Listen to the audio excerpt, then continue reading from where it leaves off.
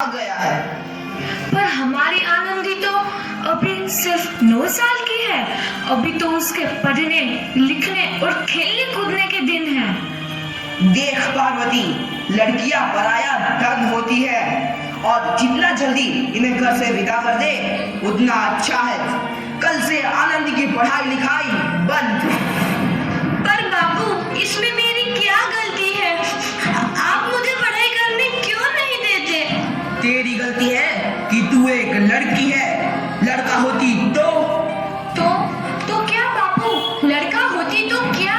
ए लड़की, ज्यादा जबान ना चला, नहीं तो जबान हलक से खींचकर बाहर निकाल दूंगा। बाबू, मैं पढ़ लिख कर कुछ बनना चाहती हूँ।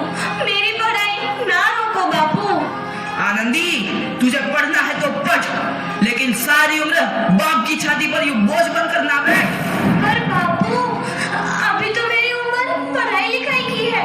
मुझे पढ़ लिख कर डॉक्टर बनना है। पढ़ाई पढ़ाई पढ़ाई, आज तो तेरी इन किताबों का काम तमाम करके ही छोड़ूंगा। ये ले। नहीं बाबू, मत फाड़ो, मत फाड़ो बाबू। मत छोड़ी। नहीं नहीं बाबू, नहीं। बाबू, ये तुमने क्या किया?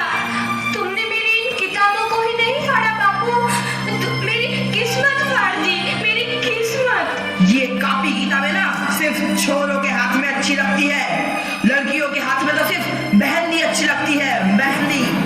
पर बाबू, मैं लड़की हूँ तो क्या हुआ? लड़का और लड़की तो हमारी दोनों आंखों के समान होते हैं। चुप कर आनंदी, और यह एहसान मान कि अब तक जिंदा है तू। कहीं बचपन में गला दबाकर मार दिया होता तो यह तेरी बकबक नहीं सुननी पड़ती आज।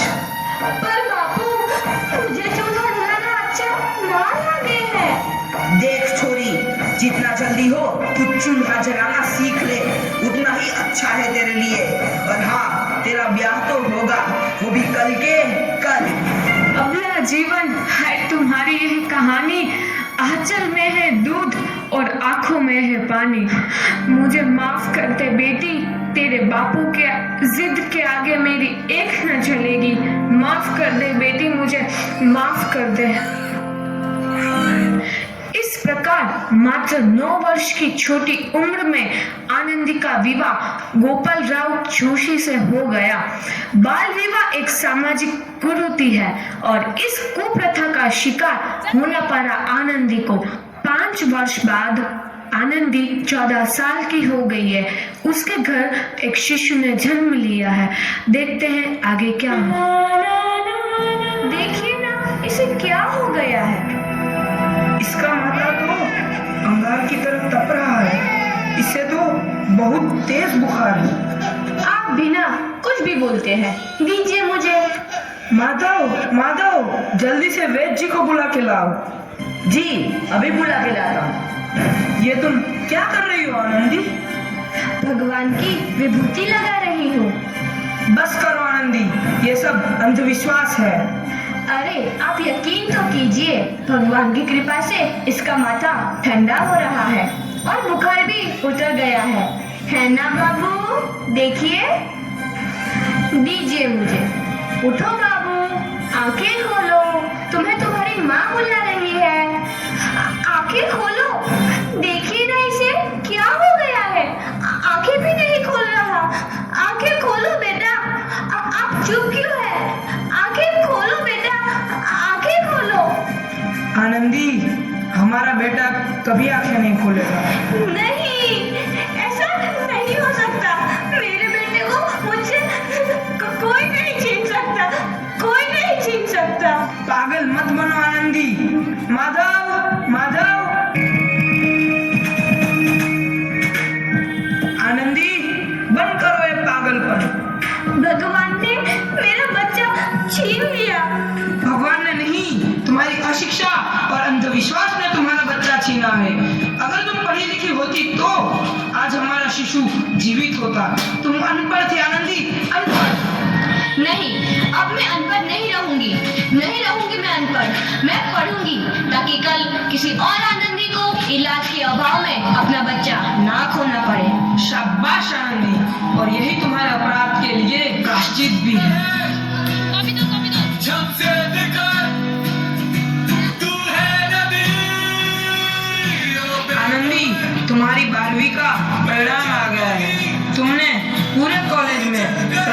स्थान अर्जित किया है। आनंदी, तुम्हारी मेहनत रंग लाई है, तुम्हें शिक्षा वृत्ति मिली है। ये लो तुम्हारे अमेरिका जाने की टिकट। मुझे शिक्षा वृत्ति मिल गई, मैं अमेरिका जा रही हूँ। पर ये सब मैं अकेले कैसे कर पाऊंगी? आनंदी, अपना आप को इतना कमजोर क्यों समझ रही हो? फिर इतना पढ़ने लिखने का क्या फायदा? तुम अभी गवार की गवार नहीं हूँ मैं अब गवार।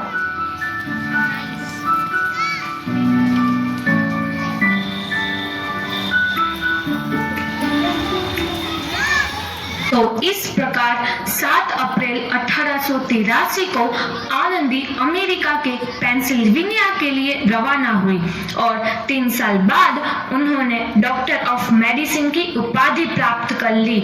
इधर आनंदी के पिता की तबीयत बहुत खराब है। आगे क्या होता है देखते हैं। लगता है अब मेरे जाने का समय आ चुका है। अब मैं नहीं बचूंगा।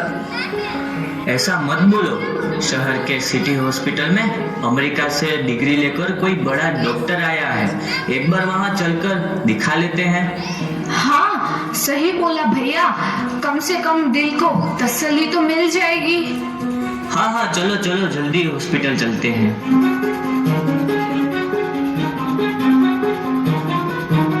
इस मरीज की हालत तो बहुत ही खराब है। कोई चमत्कार ही इसे बचा सकता है। ऐसा मत बोलो भाई।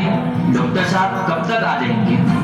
लो आ गई डॉक्टर मैडम। डॉक्टर मैडम जल्दी देखिए, मरीज की हालत बहुत ही खराब है।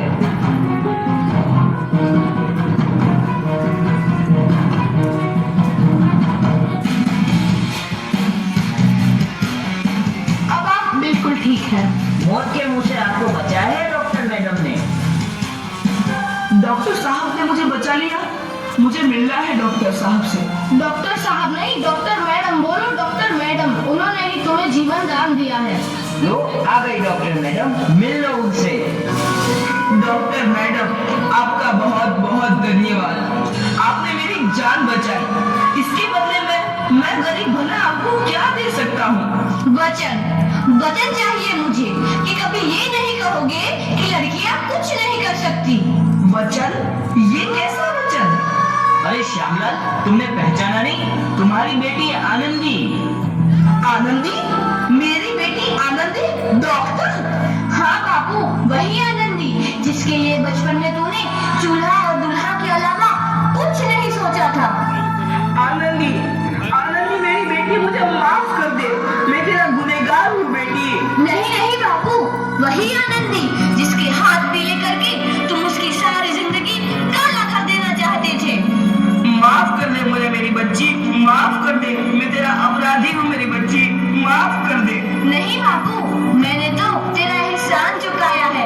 याद है ना अपना एहसान जो बचपन में तुमने मुझ पर किया था? ताने सुना कर जीते जी मार डाला था मुझको। अब बोल, कौन किस किस को मारेगा?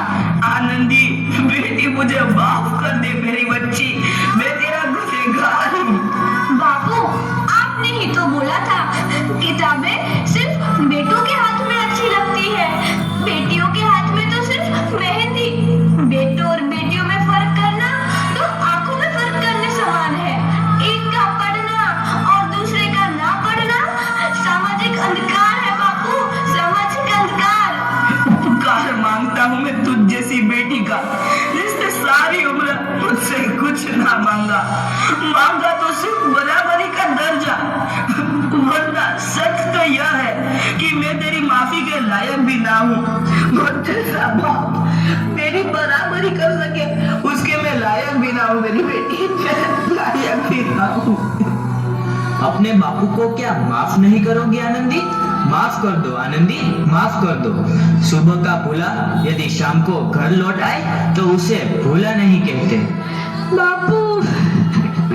तो इस प्रकार आनंदीबाई जोशी ने अपनी मेहनत और अटूट इरादे से न केवल भारत की पहली महिला डॉक्टर बनी, बल्कि आगे चल के उन लड़कियों के लिए सुनहरा रास्ता दिखा गई जो जीवन में कुछ करना चाहती थी।